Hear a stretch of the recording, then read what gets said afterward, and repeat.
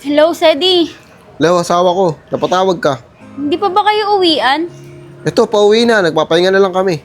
Dito ka na dumiretso sa Margarito Hospital. Sinugod ko si Chari sa ospital eh. Bakit? Anong nangyari? Basta pumunta ka na lang dito. Mamaya ko na lang sasabihin sa'yo. O sige, sige. Sige.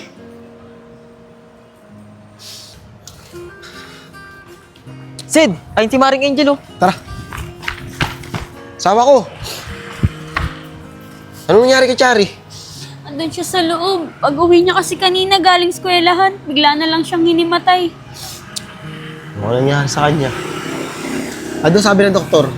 Wala pa eh. Pero ang sabi, obserbahan daw siya.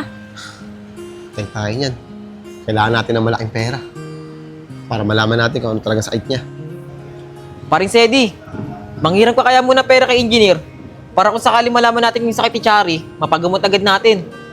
Sa bagay, pag wala kasing pera dito sa ospital, di ka kasi kasuhin. Asawa ko, manghiram kaya tayo ng pera kay engineer. Eh, sino naman mag-aantay ng resulta ng laboratory ni Chari? Maring Angel, kami nilang maghihintay. Kaya rin naman kami sumama dito eh, para makatulong sa inyo. Sige pare, maraming salamat sa inyo. Paano pare? Una na kami pupunta kami kay engineer. Sige pare, kami na bahala dito. Tara. Asawa ko, sana nandiyan si engineer. Sedi, sana makahiram tayo sa engineer mo. Kaya nga para mapagamot na natin yung anak natin. Kaya nga eh. Kasi hindi pa natin alam kung anong sakit niya. Tara, malapit na tayo. Tao po. Tao po.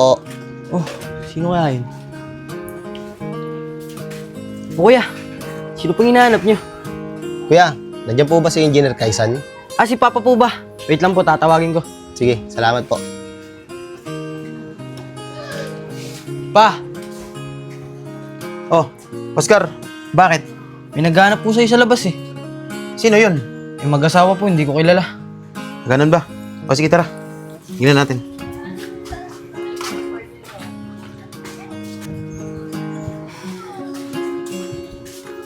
Oh, Sedi. Bakit ka na pa rito? Engineer, hiram po sana ako sa inyo ng pera Sinugod po kasi sa ospital yung anak ko. Oh, kakasahod mo lang nakakaraan na. Wala ka agad pera.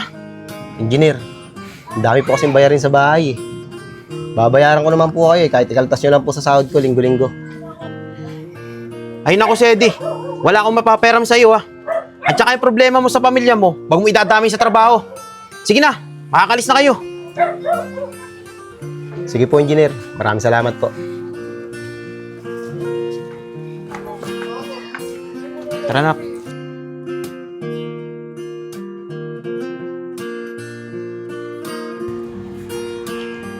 Ang balita kay Chari. Siya lang kasi pwede bantay sa loob. Sana maging okay na siya. Oh, asawa ko. Diyan ka na pala. Anong balita kay Chari? Asawa ko, meron daw glaucoma si Chari. Pag hindi agad na agapan, pwede siyang mabulag. Ano?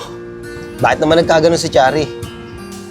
Sabi ng doktor, namamana daw yon sa history ng pamilya. Kaya sa tingin ko, namana niya yun sa akin. Ganun ba? Sige na, asawa ko. Dito na muna ako. Maghanap ako ng mauutakan na pera. Sige, Sedi, sana makahanap ka.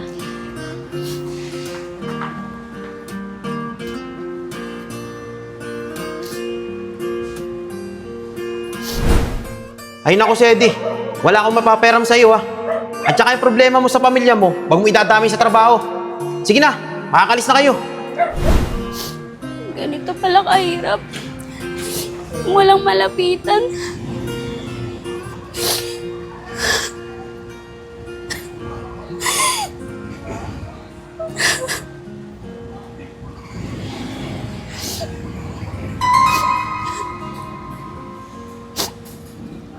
Ano Kim, naramdaman mo na kung gaano kahirap na may sakit yung anak at wala kang malapitan. Kakasahod mo lang kahapon wala ka na agad pera. Madam, ang laki kasi ng babayaran ko sa ospital eh. Kahit ikaltas nyo na rin po kada sahod. Ay nako, Negro, wala akong mapapahiram sa'yo. Tsaka yung problema mo sa pamilya mo, pag mo idamay sa trabaho. Tsaka anong oras na, oh? Bumalik na kayo sa trabaho. Iya, tara na. Oo, kuya. Ngayon, na-realize ko na kung gaano kahirap nang walang malapitan.